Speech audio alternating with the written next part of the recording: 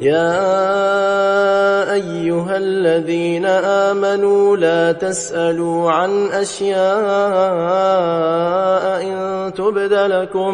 إن تبد لكم تسؤكم، وإن تسألوا عنها حين ينزل القرآن تبد لكم عفى الله عنها، والله غفور حليم.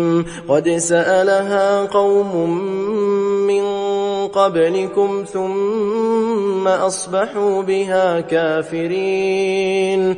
ما جعل الله من بحيرة ولا سائبة ولا وصيلة ولا حام، ولكن الذين كفروا يفترون على الله الكذب وأكثرهم لا يعقلون. وإذا قيل لهم تعالوا إلى ما أنزل الله وإلى الرسول قالوا حسبنا ما وجدنا عليه آباءنا، أولو كان آباؤهم لا يعلمون شيئا ولا يهتدون.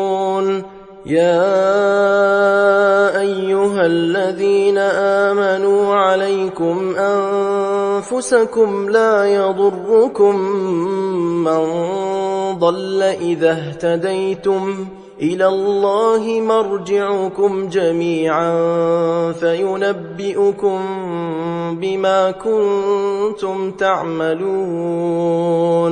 يا أيها الذين آمنوا شهادة بينكم إذا حضر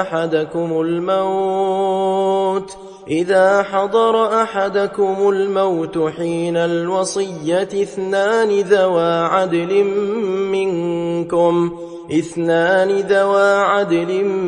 منكم أو آخران من غيركم إن أنتم ضربتم في الأرض فأصابتكم مصيبة الموت تحبسونهما من بعد الصلاة فيقسمان بالله إن ارتبتم لا نشتري به ثمنا ولو كان ذا قربى، ولا نكتم شهادة الله إنا إذا لمن الآثمين.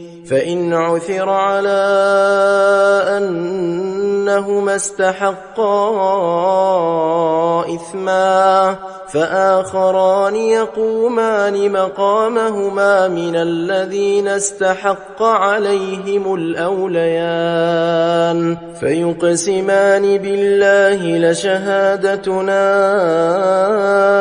أحق من شهادتهما وما اعتدينا إنا إذا لمن الظالمين. ذلك أدنى أن يأتوا بالشهادة على وجهها أو يخافوا أن ترد أيمان بعد أيمانهم واتقوا الله واسمعوا والله لا يهدي القوم الفاسقين.